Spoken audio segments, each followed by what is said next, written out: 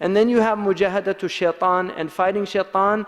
Inna shaitan aduwwun lakum fattakhiduhu aduwwa. Shaitan is an enemy, and shaitan is real. Shaitan is real, not with I mean, there's hadith that there's horns of shaitan and things, but the popular imagination has created this image that makes people think that it's a joke. Shaitan is real.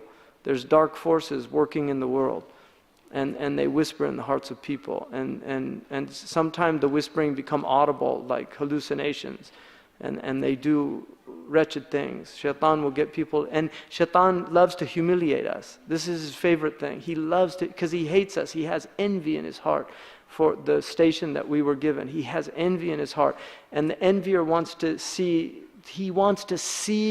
the source of his envy. He wants to see him grovel. He wants to see him be humbled by the world. He wants to see him in a destitute situation. And this is Shaitan's, he hates when people get close to Allah. But he's tricky. You see, first he'll get you, his first strategy is kufr. That's his first strategy. And if he can't get kufr from you, then he tries to get nifaq.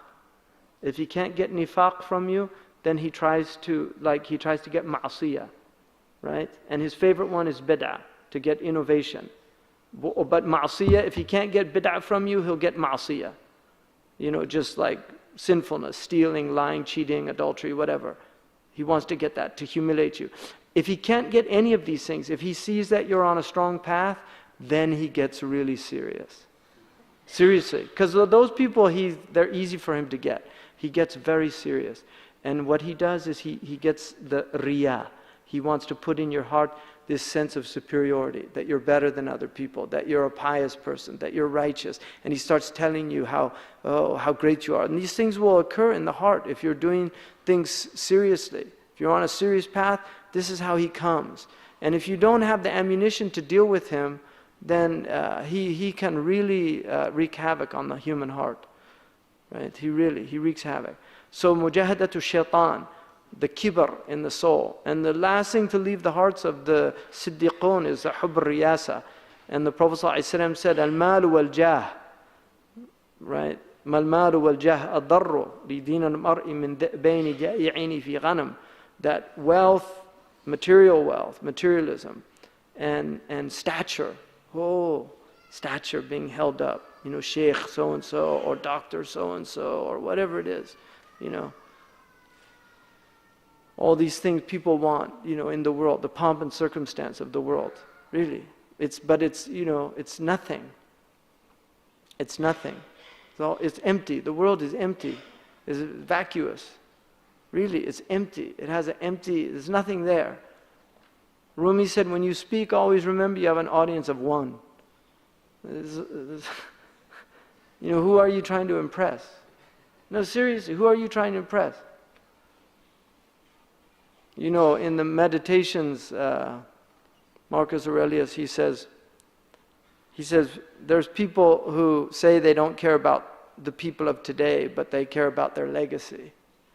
He said these people are only fooling themselves, because the same fools that will be around 100 years to be reading their legacy are the same fools that are around today. And that's why, if you be a celebrity with God. All these people want to be celebrities now. This is like the goal of all these vacuous people, to be a celebrity, right? Famous for 15, go on YouTube, get your 15 minutes of fame, or whatever it is. Really, it's empty. أَرَى كُلُّ شَيْءٍ مَا خَلَى اللَّهَ بَاطِلٌ. Everything other than Allah is vanity. It's vacuous, it's empty. Everything. That's the Prophet ﷺ said, أَصْدَقُ قَوْلَ الشَّاعِرِ. The truest thing a poet ever said is what Labid said. Everything other than Allah is false. Batil.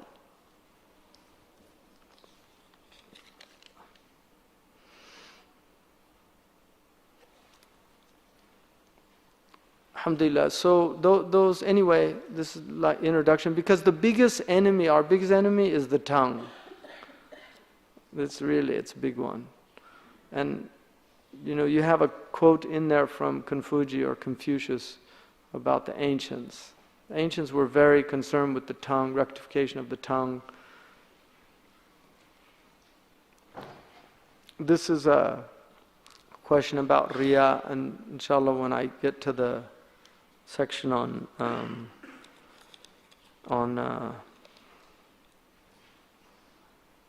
I wanted to read some lines here though about the, one of the things people, the word tasawwuf is a good word. It's not a negative word. It's a good word. It's a beautiful word, really. And one of the things that the scholars of the past said is no one ever denied tasawwuf, but they always condemned or criticized people that claim to be people of tasawwuf. But tasawwuf was never denied. None of the ulama historically ever denied tasawwuf. You will find no alim in the history of Islam that denied tasawwuf as one of the sciences of Islam. None of them. Ibn Taymiyyah did not deny tasawwuf. Ibn Qayyim al-Jawziyah didn't deny tasawwuf. Ibn Rajab al-Hanbali didn't deny tasawwuf. Muhammad ibn Abdul Wahhab did not deny tasawwuf, and we have a letter that he wrote arguing that he was not against tasawwuf. And the Hayat Kibar al-Ulama, Hayat al-Amr bin Ma'ruf al-Nahi an al-Munkar in Riyadh published the text of Abdurrahman al-Akhdari in tasawwuf. I have a copy published in Riyadh by the Amr bin Ma'ruf al-Nahi an al-Munkar. They don't deny tasawwuf, but they attack practices and things that some of the Sufis do. Like they would attack the people that do the whirling and things like that. That's another thing. And I'm not attacking that, but I'm just saying this is what they... But tasawwuf, as a science of Islam, nobody in the history of Islam denied tasawwuf. It's a word that shows up very early, just like many of the technical terms of Islam, and it was a word that was used. The proof of the people of tasawwuf, of tajreed, are Ahlus Sunnah. They were people that didn't have anything, and they just did dhikr and studied with the Prophet ﷺ. He used to feed them. They were homeless people. He fed, on average, every day 70 people, homeless people. We forget that our Prophet ﷺ he was taking care of homeless people. There's a sunnah to take care of homeless people, because he was doing that. He was taking 70 every day. There were between 400 and 70 people of the Ahlus Sunnah, and every day he would feed them. They used to bring the food to him, and he would just send it out to them. He would not eat very often, just to give them food. Prophet ﷺ fed people all the time. His sunnah is to feed people. But nobody has denied tasawwuf, And what Shatibi, Imam Shatibi, who's also used to kind of attack the people of tasawwuf, or Talbisu Iblis, Ibn al-Jawzi, things like that. These are correctives that scholars did in certain times. But if you read the I'tisam and then you read the Muwafaqat, they're very different books. It's like two different authors. But Imam Shatibi says that in the early period, they called the people, they called them the Sahaba. The Prophet said, Ikhwani, Ikhwani. Kan yashtaqu ila ikhwani. He was yearning to meet his brothers. And they said, Alasna ikhwanaka ya Rasulullah. Aren't we your brothers? He said, Bal antum ashabi, or sahabati. You're my companions. Ikhwani ya'tuna min ba'di. My brothers come after me. And then he said, they have reward of 70 from amongst you. And they asked, how could that be? And he said, لأن أنتم لكم أعوان على الخير ولم يكن لهم أعوان على خير. You have people to help you do your good, but these people will come and there's little help. They'll be doing good without much help, because the religion loses its, fervor. People loved religion. Now they don't want to hear about it. So the first group was called Sahaba, and then they called them Tabi'een. The Tabi'un are the people that followed the Sahaba. And then they called them Tabi'een. Then they had a problem. Because what do you call the Tabi'een? It gets too much. And so Imam al-Shatibi said they called them Ahl al-Tasawwuf, the people of Tasawwuf.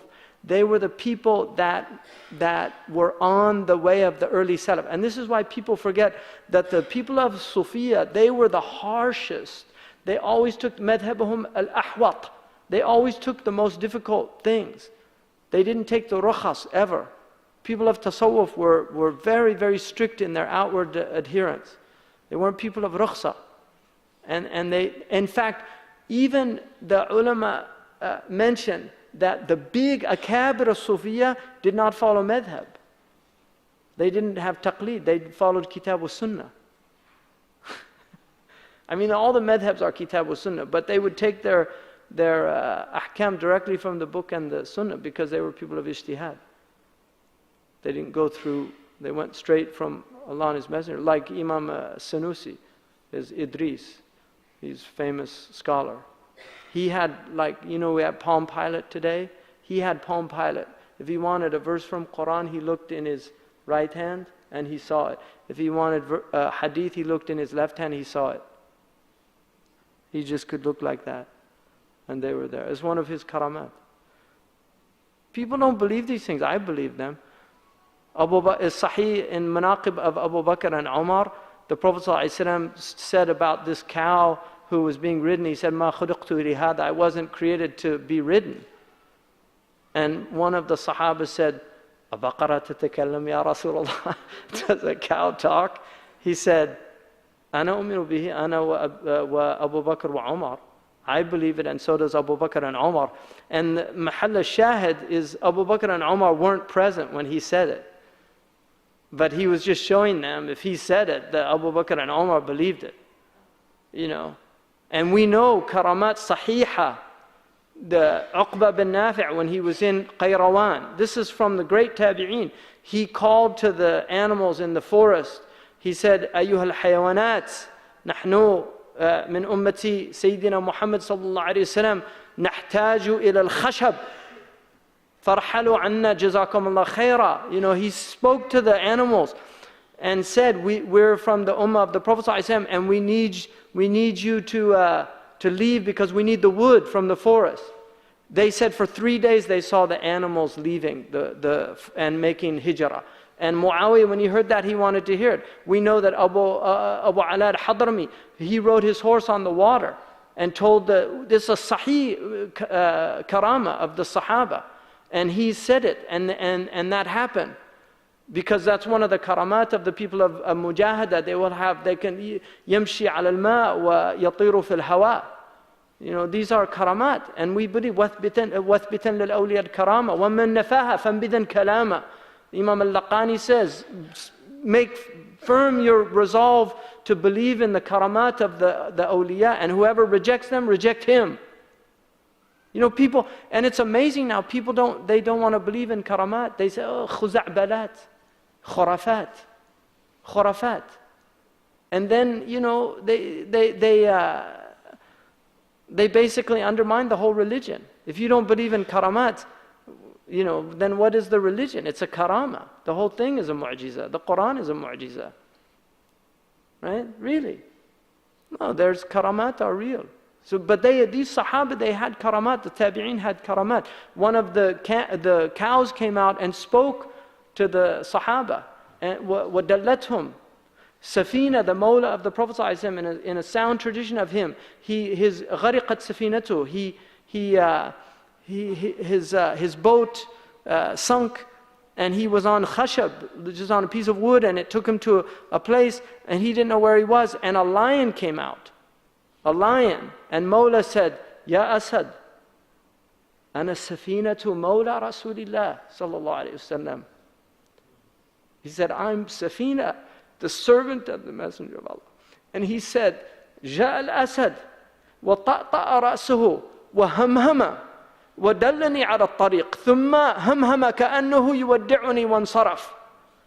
Safina said, he came up to me and he made some noises, and then he nudged me and showed me the road, and then he said he made noises as if he was saying goodbye, and he just left him. I believe in it. I don't have any problem with that. And you know, I'll tell you something, this is the truth. If you believe in karamat, you will see karamat. If you don't believe in karamat, you won't see karamat. Okay, I'm going to tell you the truth. If you believe in karamat, you will see karamat. But if you don't believe in karamat, you will not see karamat. Enough said. جزاكم الله خيرا. سبحانك اللهم وبحمدك أشهد أن لا إله إلا أنت أستغفرك وأتوب إليك.